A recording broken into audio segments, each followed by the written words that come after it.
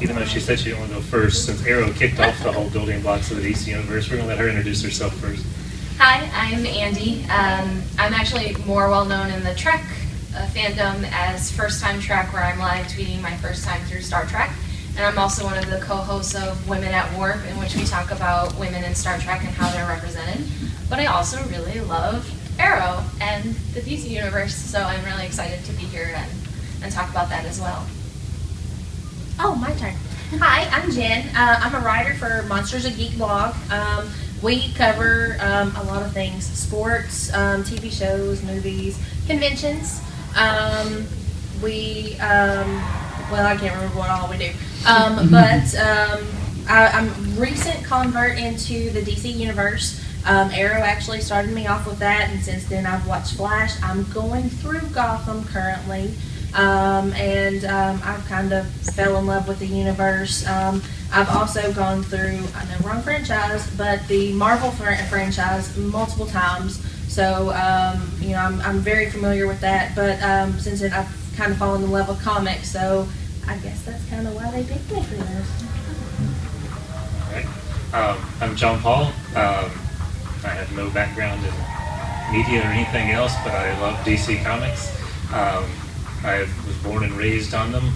My dad showed me the Kirk Allen Superman serials from the earliest days that I could watch TV. I learned to read on Superboy and the Legion of Superheroes. And of course, there's no way I could miss watching Arrow, Flash. I would admit to watching and enjoying Birds of Prey and other shows from the past. I like Birds of Prey. Well, I love the comic. Yes. So anything DC related, Flash, obviously, Harley Quinn. I don't just love her because she's my wife, but anything DC related, so I'm assuming that's why they asked me to be here. My name is Rebecca Johnson. I am one of the hosts of a podcast called Supergirl Radio, and we cover all things Supergirl related, comic books, animated shows, Smallville, the Helen Slater movie, and we're also going to be covering the new CBS Supergirl show. So if you like that, you can tune into that. And I'm a big DC person, I'm a big DC fan. I love all the TV shows, and big fan of the movie universe, the cinematic universe, and big fan of the comics. So where do y'all want to begin? Well, I think in the panel description it talks about like the connectivity of the DC universe. So I guess we could talk about the crossovers versus crossovers of the Arrow and Flash. I guess we could talk about what happened there, maybe what may happen in season 4 for Arrow, season 2 for Flash. Legends of Tomorrow. Definitely. Legends coming. Do y'all think that it was successful, the crossovers when they happened? Do you think it was a successful experiment? I personally love them, yeah. I think they're really fun. It's really fun to see. The reason I like the crossovers is because you really get a chance to see how different Barry Allen and Oliver Queen are, and how they approach, their superheroing differently. So it's really fun to see each other kind of off their game and their, counterparts' world. Barry coming to Oliver's world and being like, "You guys are kind of dark here." I really enjoy that. I think it worked really well, and I'm excited to see them kind of weave all of these strands that they've started together, especially, the new shows.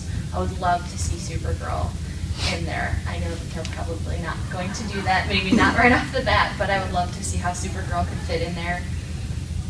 And apparently Constantine is going to be on Arrow. Episode 4, I believe that has been confirmed. Well, he's of course, in the trailer. trailer as well. Trailer for a half a second, but that was enough.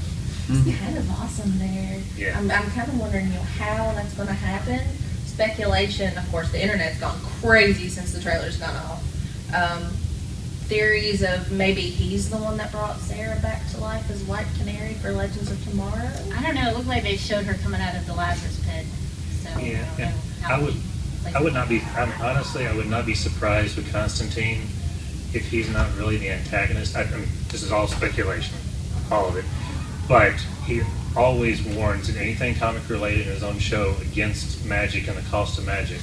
I would not be surprised if he's trying to stop or undo Sarah's return. I mean, that would be a very Constantine thing. Not that the fans want that, and he knows she's going to be in Legends, so yay, he doesn't win. But I would not be surprised if he's not trying to work against them a little bit. As long as we're speculating, my theory would be that Malcolm Merlin would be behind that. He's, trying to work on his relationship with Thea, and the big, the big hurdle to redeeming him in any way is, Sarah's death. So if he can rewind the clock, maybe he thinks he can actually have a relationship with Thea. So that's my thought and plus, you have a handy pool of water that brings people back from the dead, maybe use it.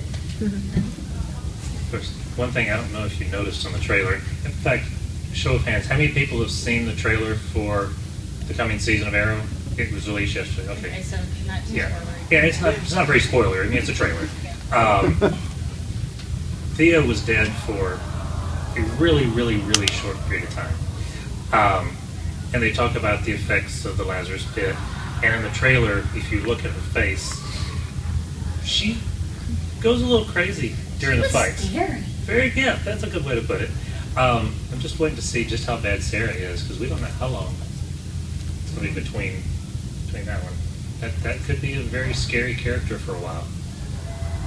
I'm very interested to see Scary Speedy. That makes me happy. I've been wanting her to get a much bigger role in Arrow for a long time.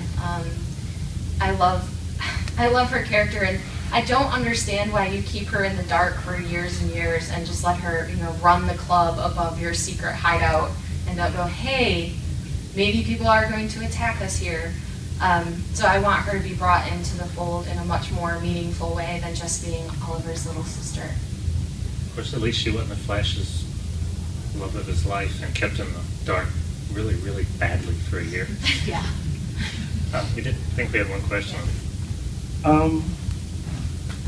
What do you guys think about, and this was, I guess, one of my speculations, that the White Canary would be part of introducing members of the emotional core? The question, just so everybody hears it, he's asking about the theory that the White Canary might be an introduction to the emotional core. I assume you're talking about the Green Lantern core with the different emotions. Blue. Right. Well, that's already implied with Oliver being in Coast City. True. Oliver is going to be in Coast City in the flashbacks, the 5 years ago. It is possible. They had one of my favorite quotes, I think it was from Kreisberg, when he was talking about the way they approach the stories on the two shows. He promised, and I don't know if they'll continue this, but so far they have, they promised they would never tease anything without eventually paying it off. And that was when it went back to Gorilla Grodd from the very, very first one. Right. With And a sign. yeah, with a sign. And they paid off Gorilla Grodd big time and perfectly. They're nominated. Yeah, Yeah. it's Fantastic perfect. special effects. And has everybody seen the promotional art for Coast City that came out this past week? They released a promotional page on the Twitter feed, and it's just a welcome to Coast City. One of those signs you'd see when you drive through the city, and it's in brightest day and darkest night. Do you remember how the rest of it went? I forget. But it was No cash sell escape your sight, welcome to Coast City, or something. It's a play on words for a tourism deal. So they're definitely teasing the whole lantern thing. I had not thought about the White Canary in connection to the emotional spectrum. So I'm personally hoping the White Canary thing will give Laurel something more to do, because I'm a big Black Canary fan and she gets the shaft a lot on Arrow. So I'm hoping that when they resurrect Sarah and make her the White Canary, that Laurel will be, I remember them talking about how there would be a character that would kind of go in between all the shows, and I think Laurel / Black Canary would be a good fit for that, because she's got a toe in each of those series. So I'm hoping that will kind of bring, even more so than the Green Lantern thing. I'm hoping that will give Black Canary something more to do. well, I do have to say, I only hope you're wrong because of one thing. It's got to be Felicity goes between the shows, because Felicity is the best character ever. Yeah. I strongly disagree, but I I just kind of feel like they used Felicity. I mean, she's a fun character, but she got used a lot. I remember one of my friends was talking about how they watch The Flash, but they don't watch Arrow. And so I guess in the 3rd or 4th episode, Felicity comes on The Flash, and they were like, who is this blonde chick? So I think there is something about how you shouldn't use some of those characters too much. And I kind of feel like Felicity was that character who got used way too much last season. So I would like to see someone else get a chance to. Because, I mean, even Candace Patton, I think, was talking about how she wanted to do more things in those crossovers, and I think she would be a good character. It'd be fun to see Iris go over to Legends, or, spend some time in Starling City or Star City. I don't know what they're going to call it now. So it would be fun to see Iris get to do some stuff. They're calling it Star City and the trailer for Right. Do you have a question?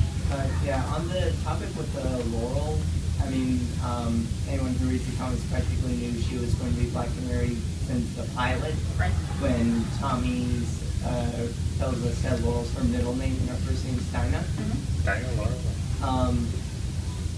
And I think the problem most people have with her is the fact that Sarah came as Black Canary.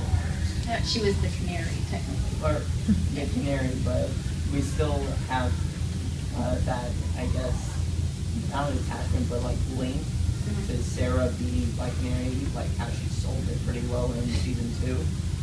So I think it's the fact that they still have her in season 2 sort of in back of their heads, and comparing the Laurel to that, even though that's like apples and oranges. Well, and Sarah, the actress, she did a really good job in the role, and it didn't help that probably Laurel's weakest storyline was in the same season. I mean, I love Dinah Laurel Lance. I still want to call her Dinah. I don't want to call her Laurel. But that was probably, my opinion, her weakest story. Although she did a great job, or the makeup people did a great job. She won an award for it. Yeah, I mean, she won an acting award for I mean, it. Yeah. she did a great job with what they gave her. It was just mixed in with the rest of the stuff going on that season. It just didn't fit. I disagree with that, actually. I'm sorry to continue to disagree, but need to pop popcorn over here and just let you two battle it out. actually, just to tell a personal story, during season 2, when Laurel was going through all those problems where she had developed the addiction and she had all those struggles, I was actually going through chemotherapy for breast cancer. Wow. And so there were, in the Birds of Prey episode where she wants to take a sip of the alcohol, and she has that encounter with the canary, and she says, I want to show my sister I'm strong. And so the canary says, well, show me. And she puts the bottle down. That was a huge thing for me when I was going through treatment, because it was so inspirational to see someone overcome something that they were struggling with.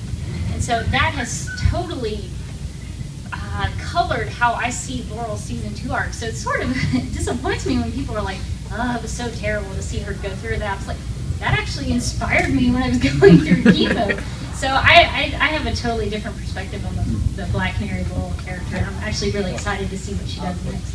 My issue with that is it felt like it was rushed. Like she spiraled down too fast and she got back up too fast. Well, she spiraled for a long time. Well, no, like we see like a few episodes after a few episodes into season 2, she's already trying to take down the Earth because she blames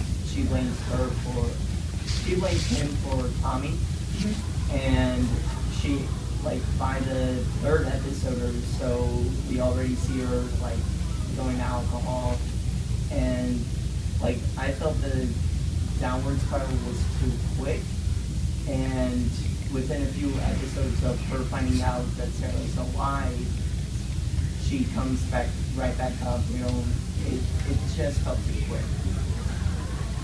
I think the problem that both Laurel and actually Iris suffer from is in their first season they were set up for romantic arcs, and then it turns out that they didn't have as much chemistry with the leads as they wanted them to have.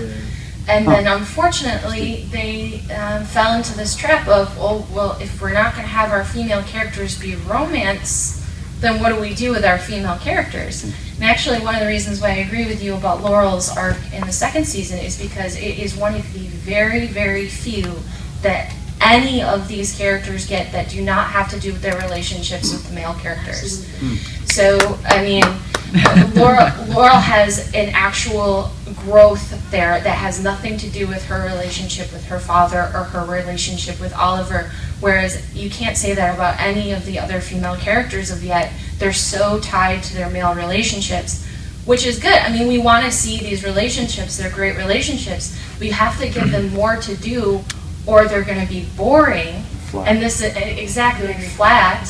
And this is one reason why I get sad over the criticism of both Iris and Laurel, because we have good actresses, I think, that have been less than well served by their arcs. I mean, what does Iris get to do? Not much.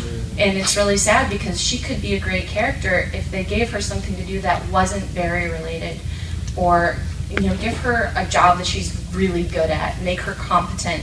And then some of these criticisms that we have of these characters will start to fall away, because Laurel already is much better, because first she had her addiction storyline and now she has a canary storyline.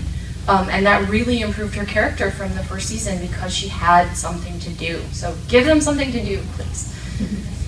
I will say, if you don't read the comics, if you do, then hopefully you agree that of every character probably on both shows, and even coming in Legends, with the exception of maybe Rip Hunter, Dinah Laurel Lance is probably emotionally, leadership-wise, in any other way except physical strength, probably the strongest character they have on either one of those shows.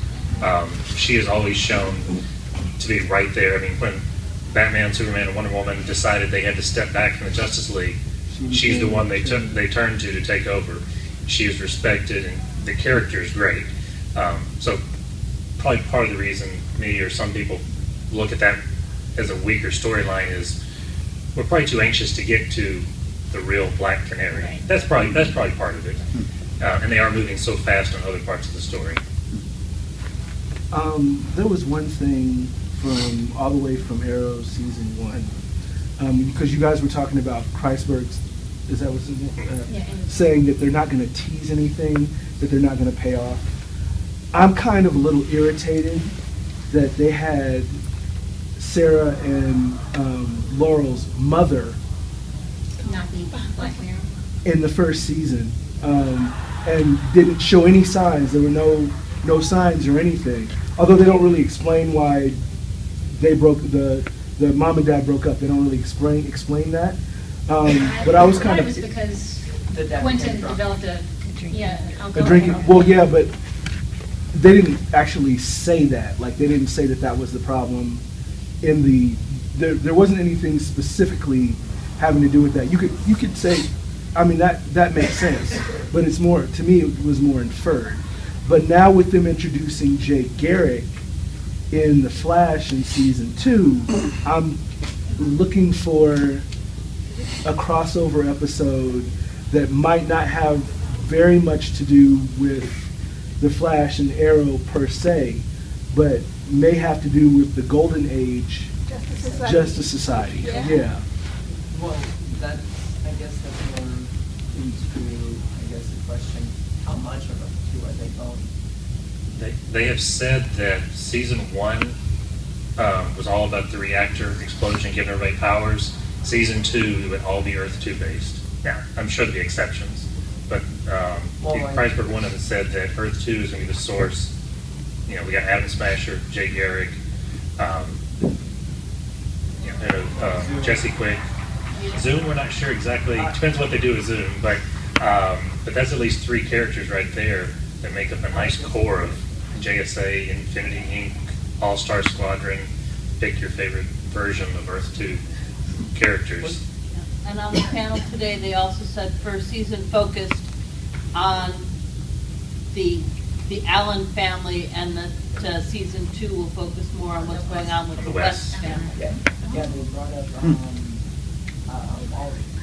Yep, Wally's coming. We're going to have a lot of speedsters on that show, which is really cool, because Flash has always been the strongest legacy character, even though you'd think it'd be Batman with all the Robins and Batgirl and Alfred and Nightwing, and so you would think that would lend itself, because they are definitely a family with Alfred as the dad and so on. grandfather or anything else you want to call him figure. But ever since the death of Barry Allen, what was it, 85, 86, whatever it was? Crisis on the Yeah, Crisis. The Flash and all the speedsters have become probably the strongest legacy group. So the fact they're bringing all these in is just fantastic.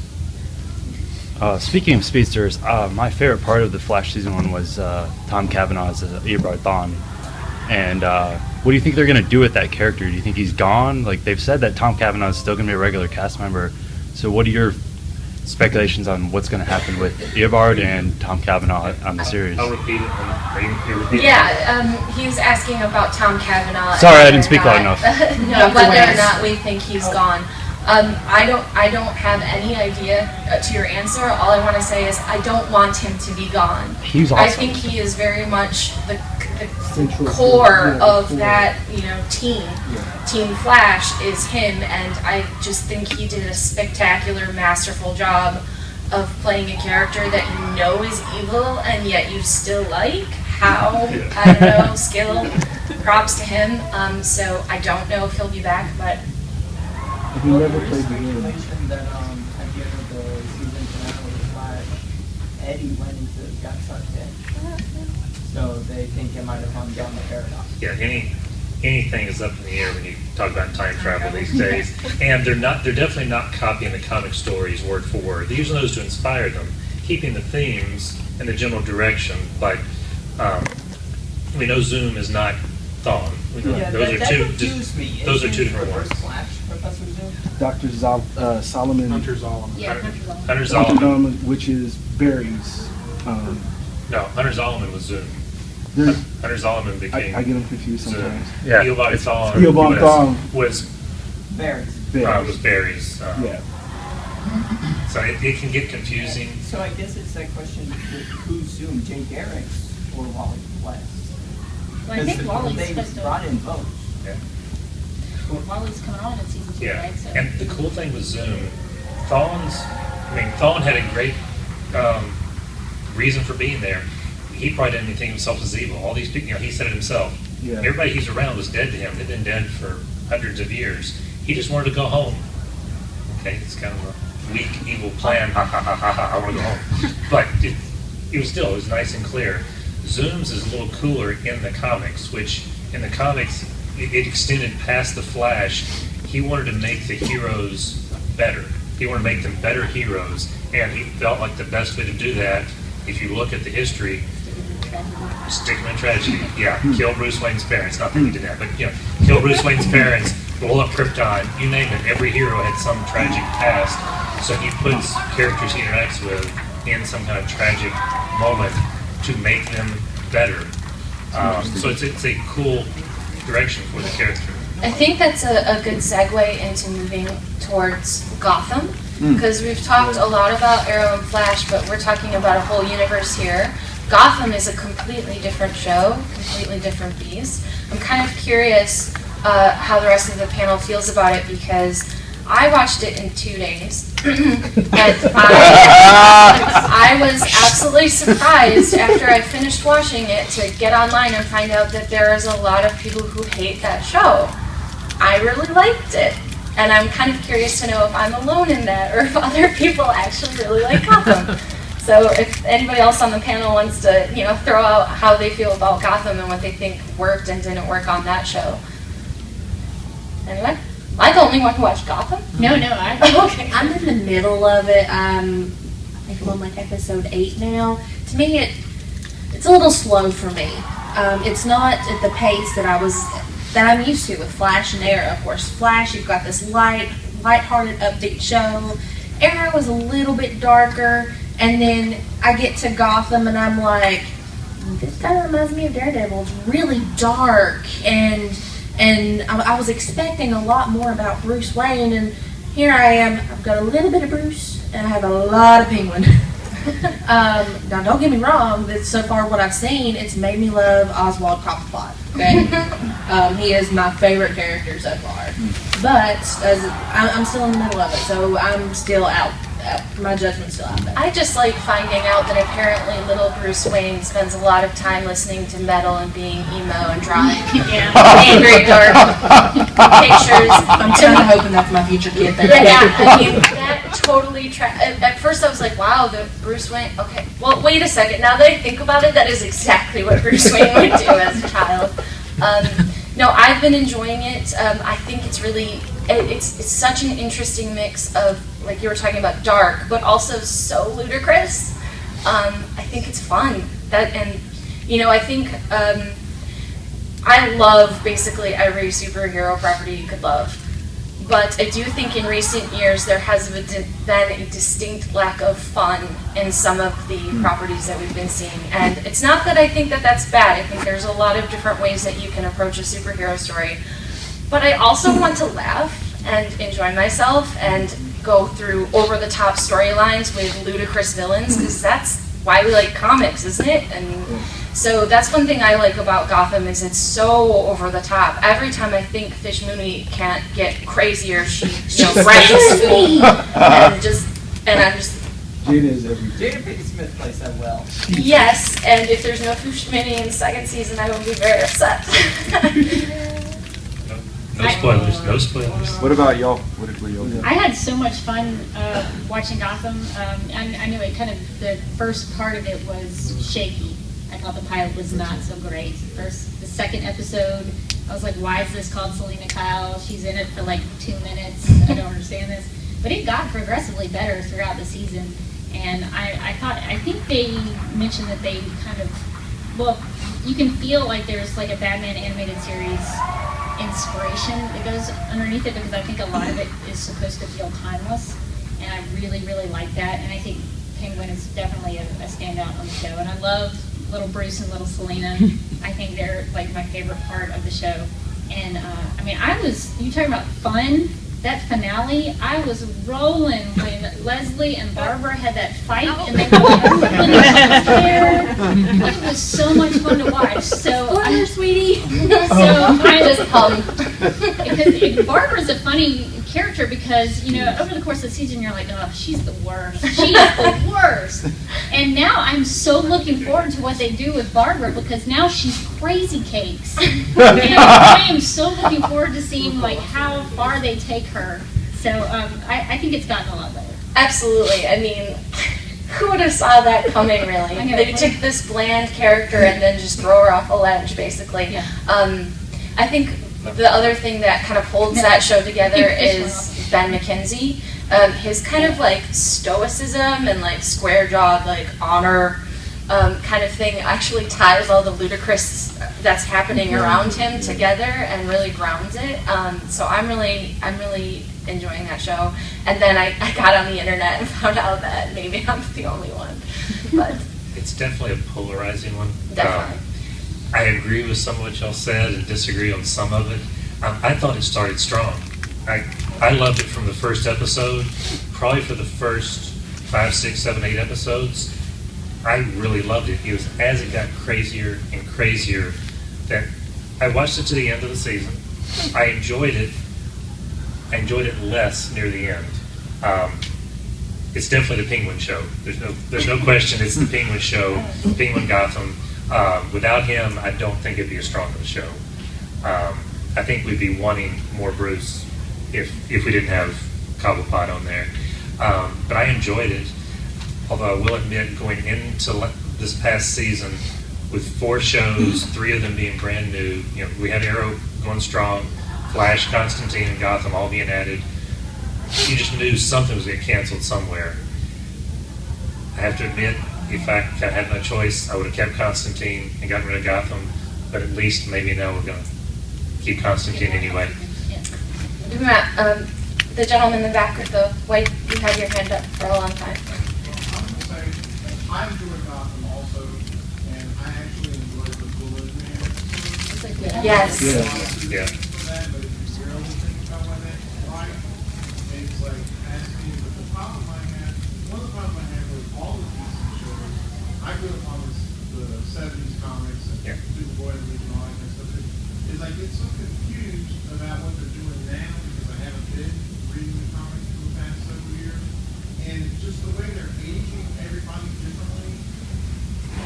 I didn't understand how in Arrow, in the first season, they had linked up Gene Loring with Ray Palmer, like they're supposed to be, but then they cast Dale Rockery as Gene Loring and Ray Brown as Ray Palmer, and it's like, I don't see that relationship happening.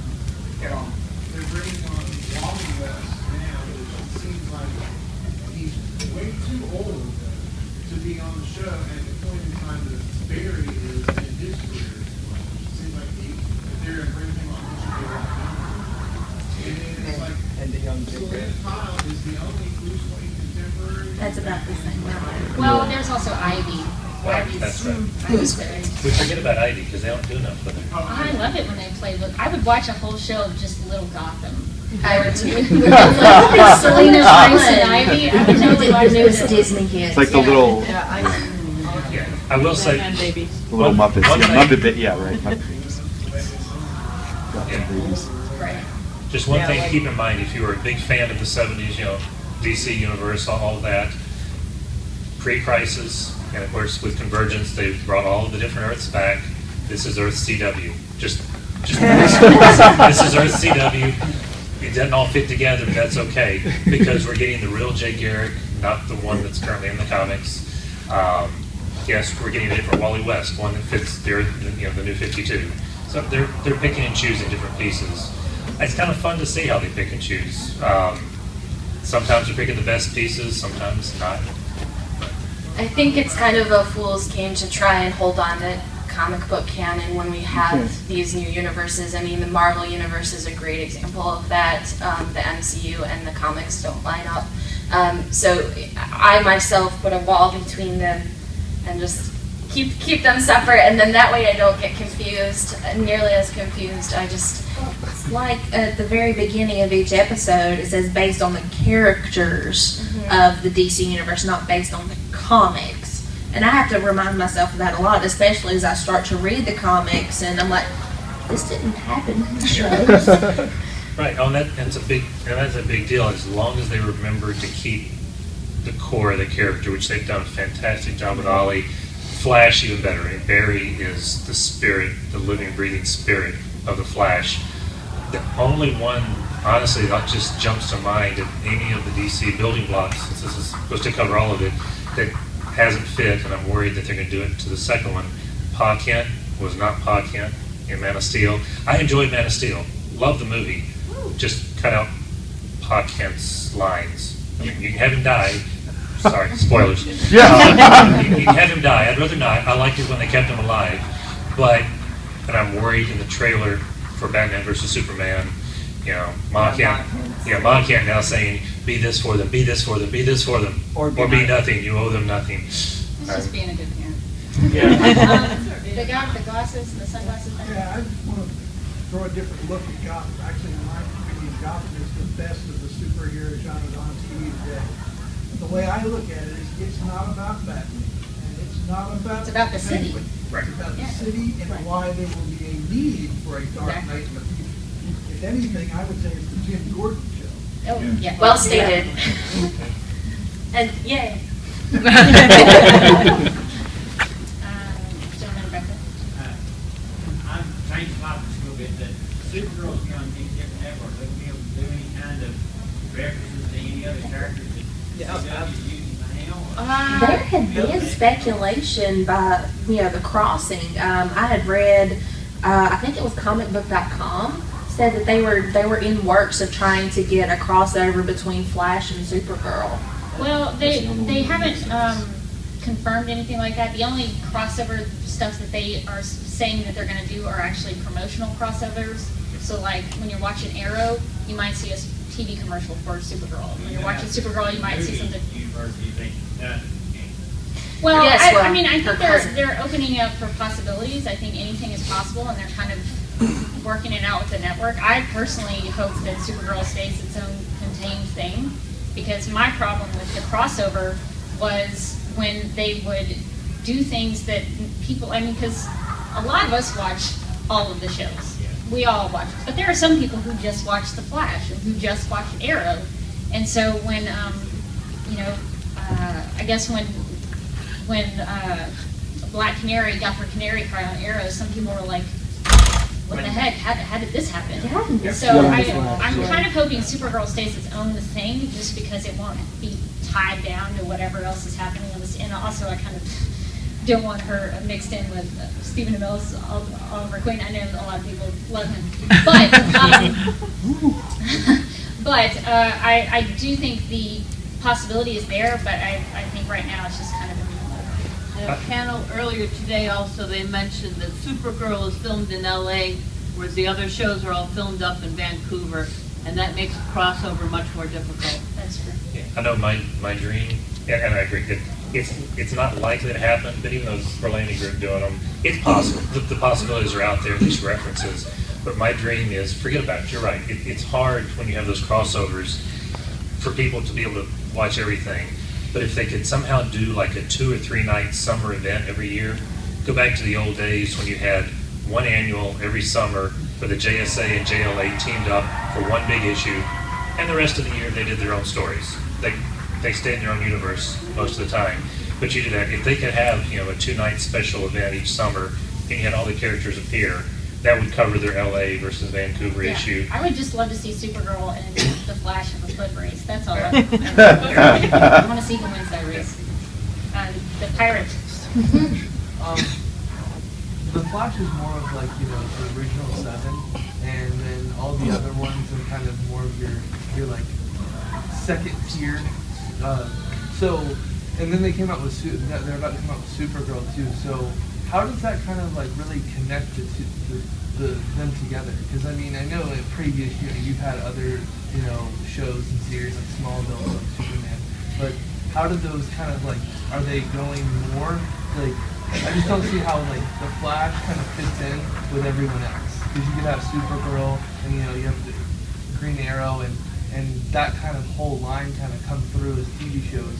Why is it like, hey, we're gonna do the Flash series because it came after Arrow, obviously, instead of like, and then Gotham, you're doing the city.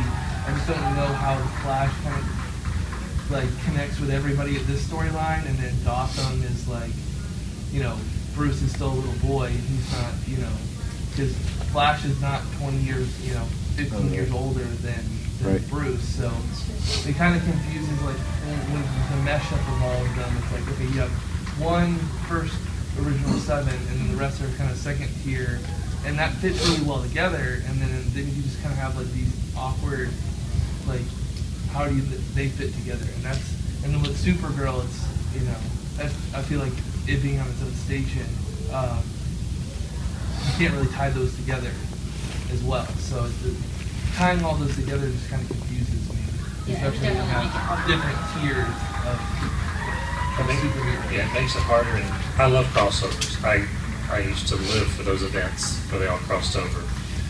But one of the things DC Entertainment's trying to do right now, post-convergence in the comics, is loosen up their continuity.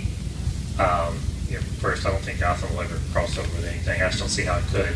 But one of their things is they're not going to worry too much in the comics right now about continuity. They have 2 different Justice League books going on right now. Batman, I believe, is Bruce Wayne in both of them, yet in the Batman comics, he's not right now. They're not worried about it. They want to leave it up to each writer to tell the best story they can tell. As long as they can tell a good story, they figure everybody will enjoy it and it won't matter. And to some degree, they're right. It hurts when you really love those crossovers and they make them work. Fantastic. If they can't, I think we're probably all better off if they just tell good stories. Yeah. And that's kind of the same theory, I think, going on in the TV shows too. For me, it's not so much that, I don't need them to fit together, I guess. I agree that Gotham is just a completely different animal. With Supergirl, the reason I don't want them to cross over is I want Supergirl to be the star of her own universe.